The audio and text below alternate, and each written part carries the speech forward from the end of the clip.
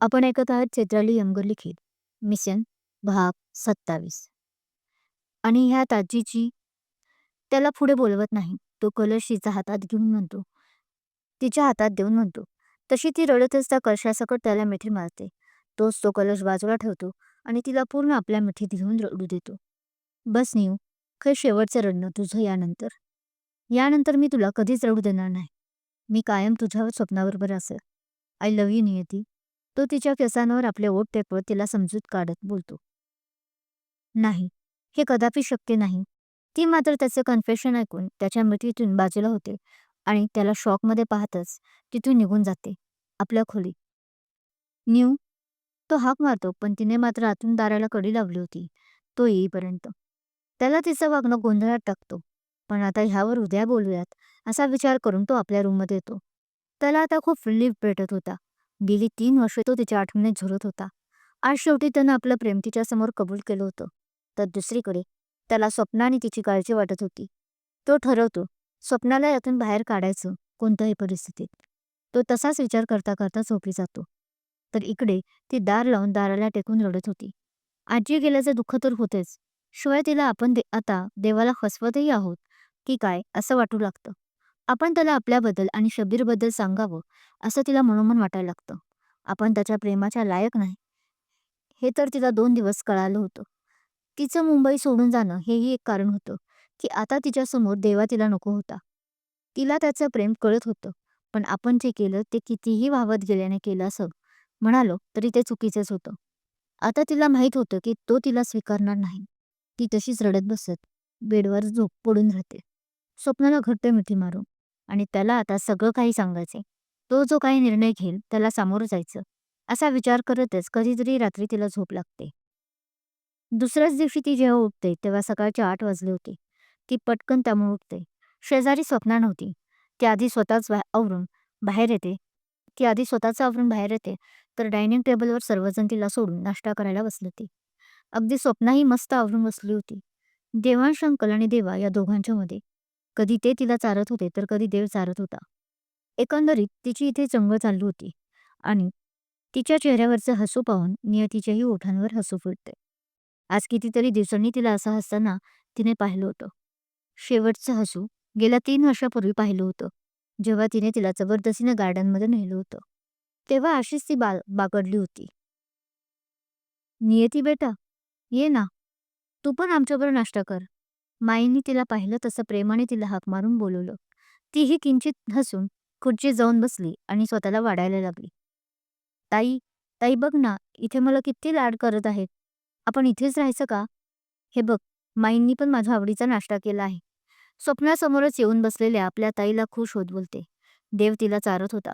नियती काही बोलत नाही, फक्त गोड हसते. देवा तिला डोळ्यांनीच खुणावतो, बरी आहेस का म्हणून. तर तीही डोळ्यांनीच हो म्हणून सांगते आणि माईंशी गप्पा मारत मारत ती नाश्ता करून घेते. मिस्टर देव, मला तुमच्याशी जरा बोलायचं आहे. नाश्ता होताच ती त्याला म्हणते. हो, मलाही जरा तुमच्याशी बोलायचं आहे.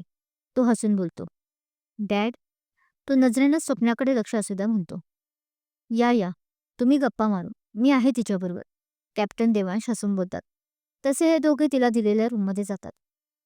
मला जरा तुमच्याशी बोलायचं आहे. दोघं एकसाथ खोलीत येतच बोलतात. न्यू, मला आधी बोलू द्या, तो तिला रिक्वेस्ट करत म्हणतो. हे बघा, तुम्हाला काय म्हणायचं आहे ते मला चांगलं माहीत आहे आणि त्यासाठीच आधी मला बोलू द्या. तुम्ही परत मला तुम्ही किती प्रेम करतात तेच सांगणार असाल मला. ती बोलते.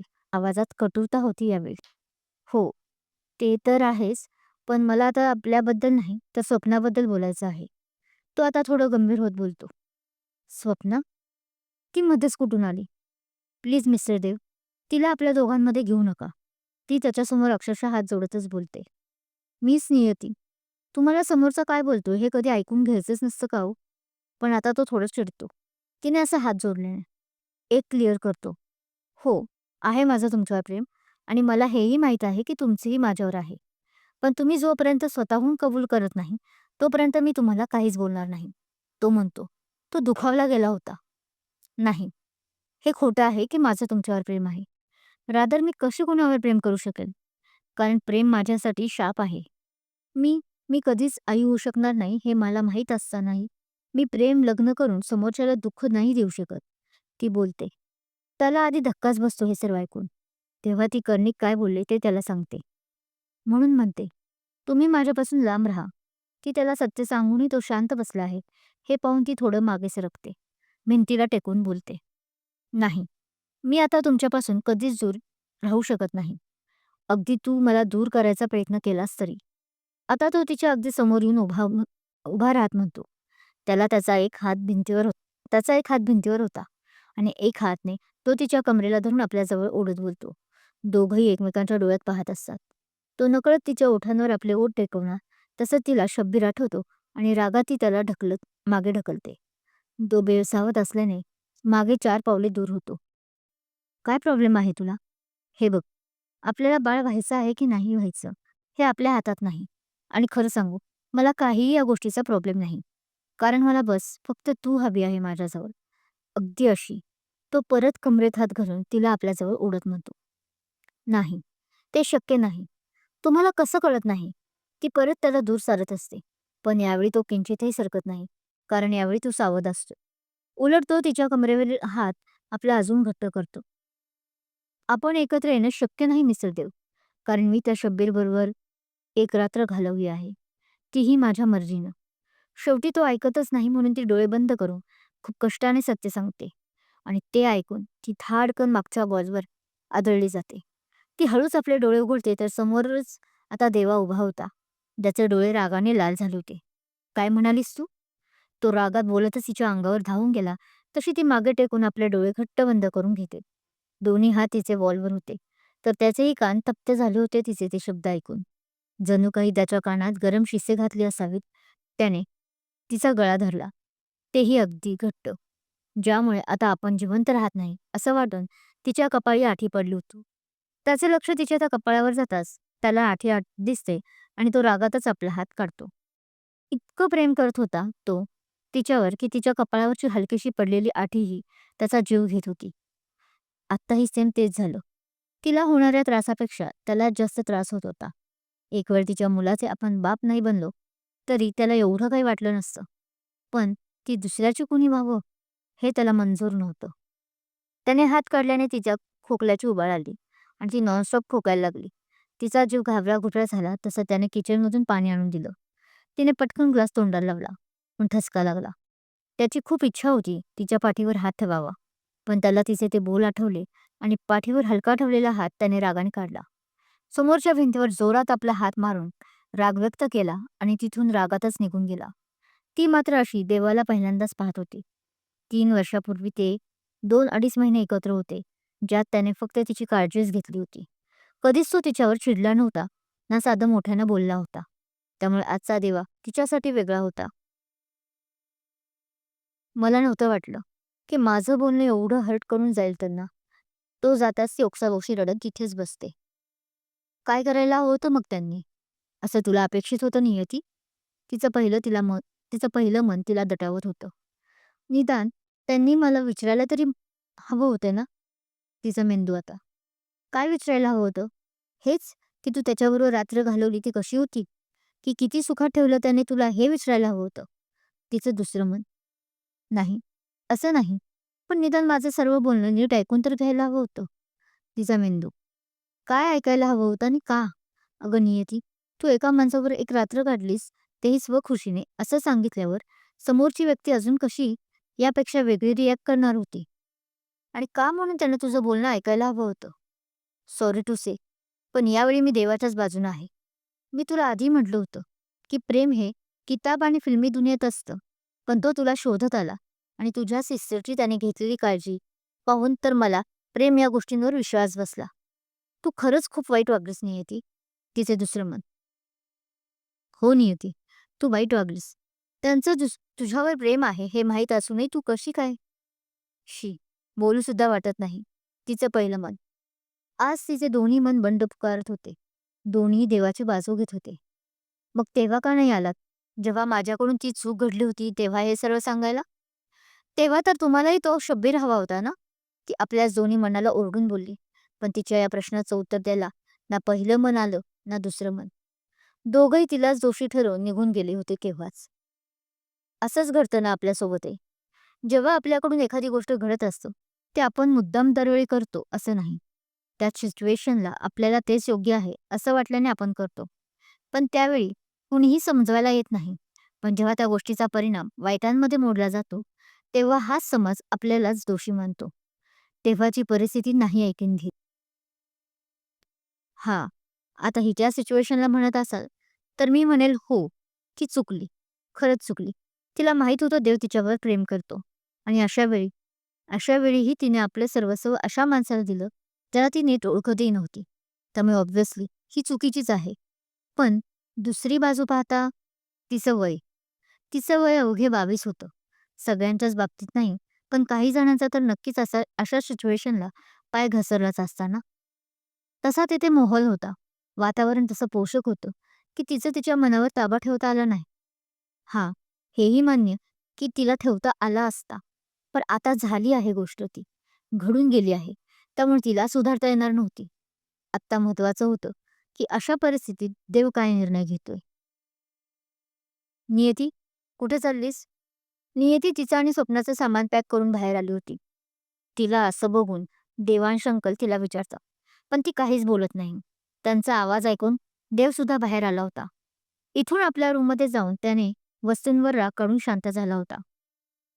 "ताई, सांग ना, ते बघ अंकलही विचारत आहेत." मगापासून स्वप्नाही आपल्या ताईला आपण कुठे चाललोय विचारत होती. पण तेव्हाही तिने उत्तर दिले नव्हते. आत्ताही काही न बोलता ती फक्त स्वप्नाला बूट घालायला सांगते आणि तिचा हात पकडून जायला लागते जसं, "देवा, अरे नुसता बघत काय राहिला आहेस? नियती आणि स्वप्ना कुठेतरी निघाले आहे. अडव त्यांना." देवांश अंकल त्याला हलवत बोलतात. खूप रागवले होते की तो काहीच बोलत नाही म्हणून. ती एकदा त्याला मागे वळून पाहते.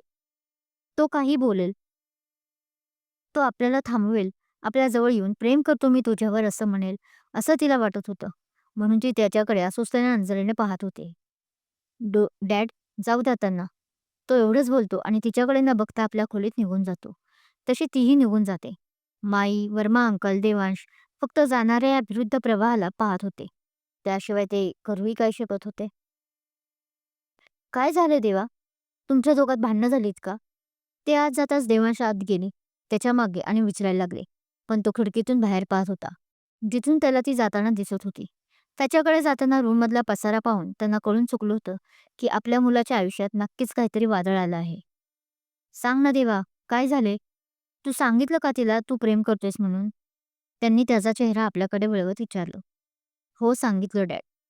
तो नजर चोरत बोलला. "मग काय म्हणाली ती?" आता डोळ्यात त्यांच्या डॅडच्या चमक आली होती. "हो म्हणाली का?" त्यांनी उत्साहात विचारलं. "पण जर हो म्हणाली असती तर असा तुझ्या रूममध्ये भूकंप नसता झाला आणि नाही ती अशी सोडून गेली असती. बट डोंट वरी बेटा, मी बोलते तिच्याशी. मी ती माझं ऐकेल. दुल्हन तो हम ही लेकर जाएंगे." ते स्वतःच बोलत होते. खूपच हायपर झाले होते ते. ते रूमच्या बाहेर पडणार तोच आवाज त्यांच्या कानावर पडला आणि ते जागीच स्तब्ध झाले. "काय बोललात तू आत्ता?" ते परत त्याच्याकडे आले आणि त्याला संशयाने पाहत विचारू लागले. "हो डॅड, मी जे बोललो ते खरं आहे. ती माझ्यावर नाही प्रेम करत. ती तर त्या शब्बीरबरोबर आपल्या मर्जीने." तो पुढे काही बोलणार तोच त्याने आपला हात आपल्या गालावर ठेवला. डॅडने आज पहिल्यांदाच त्याला लगावली होती. "असं मला मारून काहीच होणार नाही डॅड. जे सत्य आहे ते सत्यच राहणार. ती ती कधीच माझी होणार नाही." तो बोलला आणि तिथून निघून गेला. डॅड मात्र त्याच्या जाणाऱ्या पाठमोऱ्या आकृतीकडे पाहत होते. "म्हणजे साला तो शब्बीर हे सगळं मला मुद्दाम सुनावत होता." तो घरातून बाहेर पडला आणि बाईकवरून वाट दिसेल तिकडे निघून गेला. आश्रमापासून बराच लांब आला होता. समोरचं वातावरण त्याला शांत करत होतं. तो जेलमधला त्या शब्बीरचा चेहरा आठवला आणि तो दातोड खात बोलला. त्याचं बोलणं आता जाऊन त्याला कळालं होतं. आता कुठे त्याला आठवत होतं की नियती तेव्हापासून खूप बदलली होती. जेलमध्ये तिने साधी ओळखही दाखवली नव्हती त्याला. जेव्हा त्याला वाटलं की मिशनवर आहे आणि समोर शब्बीर आहे म्हणून ती तशी रिॲक्ट करत असेल. पण नंतरच्या प्रवासातही ती मनमोकळेपणाने वागत नव्हती. हे सर्व काही आता त्याला आठवत होतं आणि का तिच्यात चेंजेस झाले ह्याचं कारण आहे. बास, खूप झाला हा तमाशा. त्याचं मन जोरात ओरडलं. आता यापुढे मी कोणावरही विश्वास नाही ठेवणार. नाही प्रेम करणार. आता तर प्रेम परत होणं शक्यच नाही आणि झालं तर फक्त असेल माझ्या या देशावर, माझ्या या मातृभूमीवर. तसंही माझं हेच पहिलं प्रेम होतं. मला हिच्यासाठी जगायचं होतं आणि मरायचंही होतं. माझं कर्तव्य मी पार पाडणार माई. मी येतोय परत. फक्त तुझाच बनून भारत माते. तो मोठ्यानं बोलतो. निर्णय त्याचा पक्का झाला होता की तो आर्मी आर्मी ट्रेनिंग घेणार, जे त्याचे अपुरे राहिले होते. त्याने घरात येताच आपल्या डॅडला, माईंना आपला निर्णय सांगितला. सगळे आधी टेन्शनमध्ये होते की तो तुटणार तर नाही ना. पण त्याला या रूपात पाहताना वर्मा सर आणि देवान सरांना त्याच्या विचारांचा अभिमान वाटतो. तसंही त्यांना माहीत होतं की तो आपल्या कर्तव्यात कमी पडणार नाही. तो ती आज जरी त्याच्या लाईफमध्ये आली असती, तरी त्याने ट्रेनिंग घेतलंच असतं. ते खुश होतात दोघं आणि आम्ही कायम तुझ्या निर्णयात सोबत असू, असं सांगत त्याला स्वखुशीने आशीर्वाद देतात. क्रमशः नियती आणि देवा परत येतील का? देवाने घेतलेला निर्णय निर्णय नियतीच्या बाबतीत चुकीचा होता की बरोबर? तुम्हाला काय वाटतं हे कमेंट करून नक्की सांगा. कथा आवडत कथा आवडत असल्यास लाईक करा, कमेंट करा, शेअर करा आणि हो, अजूनही माझा चॅनल सबस्क्राईब केला नसेल तर सबस्क्राईब जरूर करा. Thank you.